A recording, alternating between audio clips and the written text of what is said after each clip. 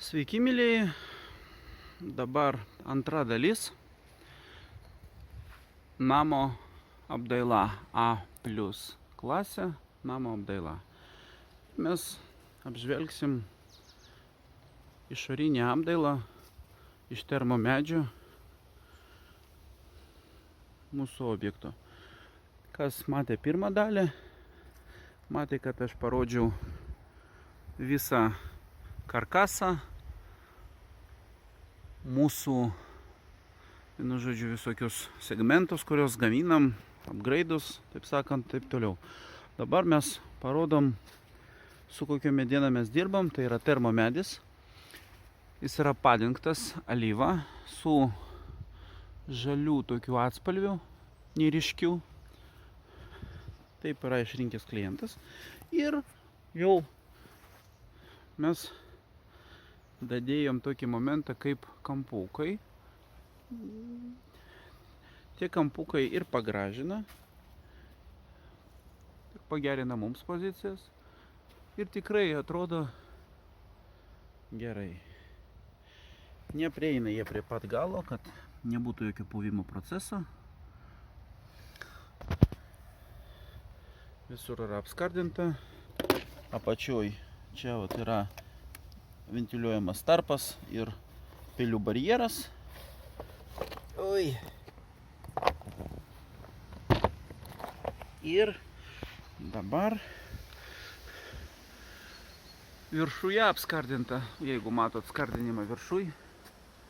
Skardelė tokia, jinai atlieka dvi funkcijas. Pirma, apsaugoti kampainį, kuris apačioj, ir antra, per viršuj, virš tos skardelės yra plėšiukas.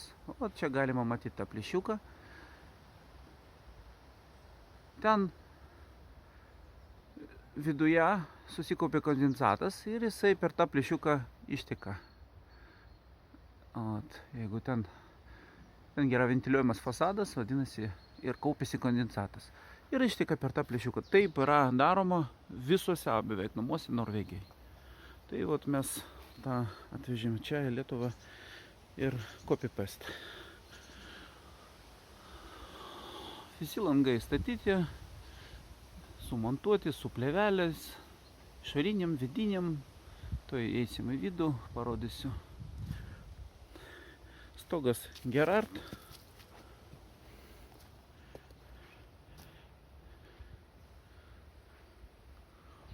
Naudojami specialūs varžtai. Tuoj vat prieinam. Jie tokie chakės spalvos. Dar, aišku, po kokių metų klientas nori dar kartą praeiti su alyva ir jinai, kad daugiau pažaliotų. Tai ir dėl to ir yra tokie medvaršiai, kad sutaptų su tą spalvą. Toliau dar garažas. Garažas irgi apeitas iš visų pusių, su kampukais ir irgi tą pačią termo medieną. Iš tikrųjų reikia mokėti sukti ją.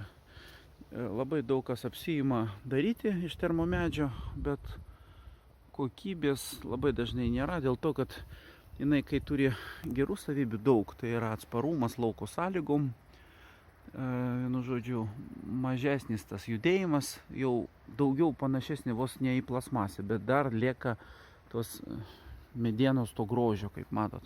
Bet mintis ta, kad jinai atsiranda didesnis skalumas, tokia kaip savybė, ir dėl to, jeigu nemokant elgtis su ją, galima labai daug padaryti bėdos. Kas čia yra? Tai yra tai, kad kiekvieną varžtą, absoliučiai kiekvieną varžtą reikia iš pradžio pracangot, padaryti skylutę mažą ir paskui platesnį, ir tik tada prisukinėti varžtus. Jeigu tai yra tiesiog paimama ir prisukama varžtą, tai tada gali šitoje vietoje būti skilimas. Kitas dalykas, kai kiti meistrai, neseniai mačiau, tik tai prikalė su vinukais. Vinukais be galvučių, tokie, kur reikėtų vidaus apdailai. Tokius Vat matau, čia kampainis, viskas čia matosi. Vat. Tai ir viskas, mediena pradėjo vis tiek vaikščioti. Jinai ištraukė tos vinukus. Nesugebėjo jie padaryti kokybiškai. Jiems dabar reikia visą fasadą persukti vėl su varžtais. Vat. Ką dar čia galima pasakyti? Iš tikrųjų, jeigu nepadengti alyvą, tokį fasadą, tai jisai pilkos 100%. Čia jau ne vieną kartą žino, žmonės susidūrė. Alyvą, jeigu padengėt, po kokių 5 metų vėl reikės dengti, bet kokiu atveju, bet koks pliusas, nereikia šlifuoti nieko, galbūt nuplauti su kercheriu ir viskas. Taip, kad čia nebus tokio kaip šlifavimo dažų ir taip toliau, bet čia ilgaamžiškas produktas, ganėtinai kokybiškas termomedis.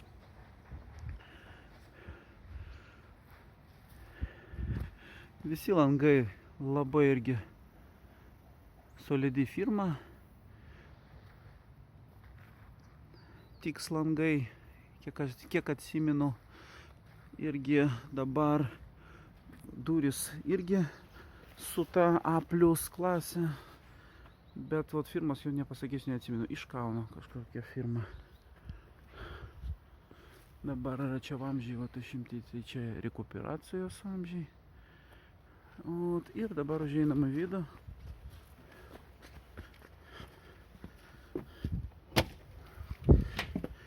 Iš karto galiu parodyti, čia yra toks barjeras, kad su ekstrudiniu polistiroliu padarytas, kad šaltis nepraeitų į vidų. Ir jeigu jūs šildot grindis, įjungiat šildymą, tai tada reikia šildyti lauko, kai dažnai būna. Visur tai padaryta. Čia padaryta, čia taip pat padaryta. Čia dar, atsiprašau už bardaką, dėl to, kad kol kas čia vyksta dar statyba. Mes tengiamės, aišku, palaikyti švarumą, švarą, bet ne visada pavyksta dar. Čia irgi yra tas barjeras, matot. Čia labai, čia tas plėvelės, kur sakiau, kad paskui čia atpjausim ir priklijuosim. Bet ne čia priklijuosim, o prie garo atspalios plėvelės. Čia labai fainas, man labai patinka. Čia vat, vienu žodžiu, atsidaromas didžiulis langas. Atsidaro. Labai gražu. Aišku, jis brangus, bet iš tikrųjų labai faina, kai toks langas yra. Paskui galima parodyti biškį, kas yra viduj padaryta. Aišku, matot pertvaras, instaliacija. Iškart pasakysiu, kad instaliacijos meistrai padirba ne taip gerai, kaip mes tikėjomės.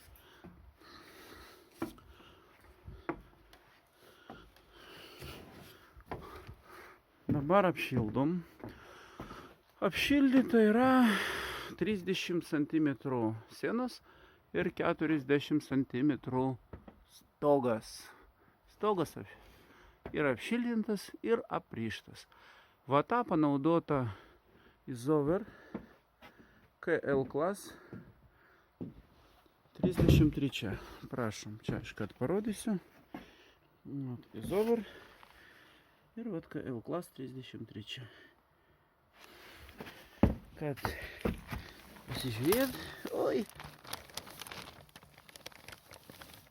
Vat.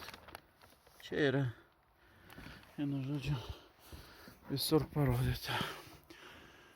Taip. Aprišta viršui su plačia virvutė. 12 mm centimetras. Tai yra padaryta tam, kad maža virvutė, tokia plona, jinai ant sienos labai gerai tarnauja, laiko vatą, super. Bet kai jinai atsiranda ant vienu žodžiu, stogo, jinai iš karto pjausto vatą ir vata pradeda kristi į apačią. Dėl to, kad per plona ir negali išlaikyti tokio svorio.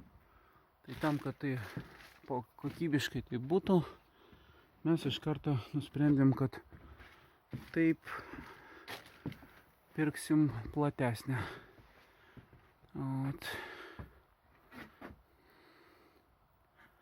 Visur aprišta, visur yra apšiltinta. Dabar mes darysim, šiltinsim pertvaras.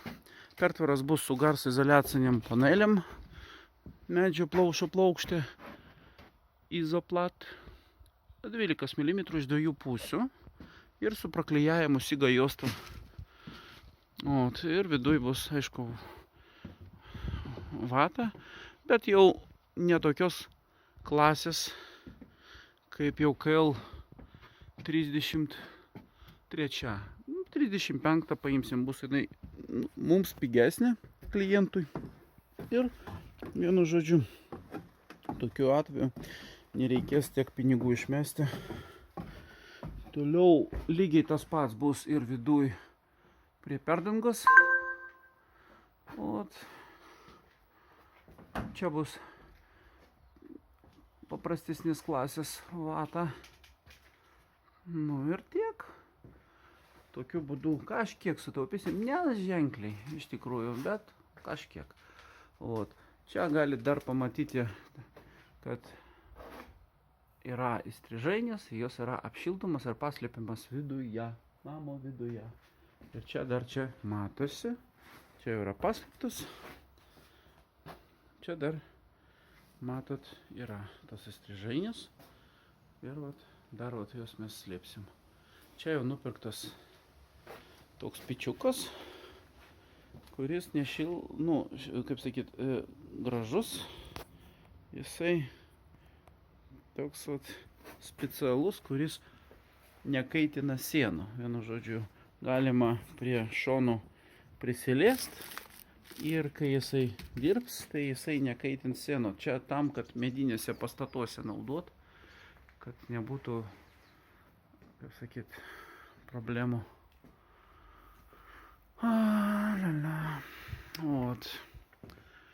Tai dabar, kas dar tokio papasakot, elektrika yra išvedžiota, matot, visur jau apšiltinta beveik. Ir dabar laukit trečios dalies, būtent apie namo vidaus apdailą.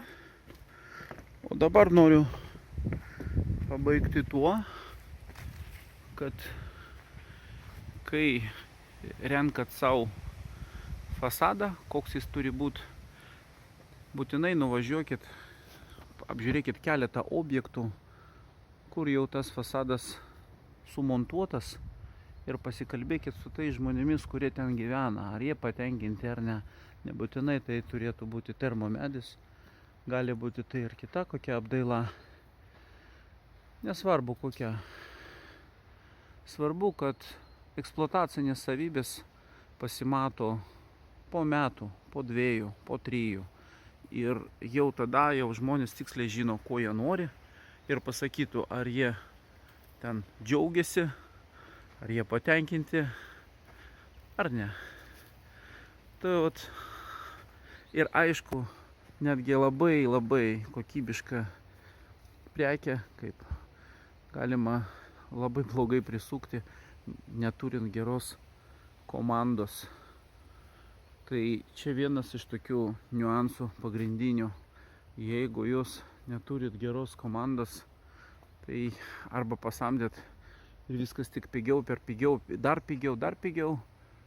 varžtai dar pigiau, tai tada ir nereikia tikėtis kažkokių stebuklų.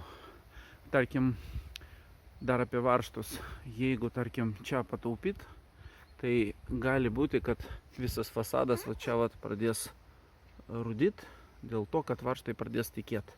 O tikėt jie pradės dėl to, kad jie tarkim, neskirti lauko sąlygom. Nu taip, pataupim. Ir ką mes turim?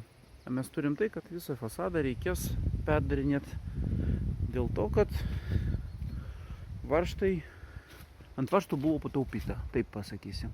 Arba vat su kalėvinukais. Nu ir dabar visą fasadą vis tiek reikės pirkti per naują visus varžtus, statyti per naują pastolius ir viskas susukinėti per naują. Kitu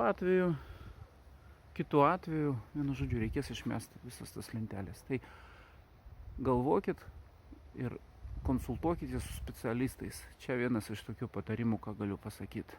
Ačiū ir sėkmės jums iki kitų kartų.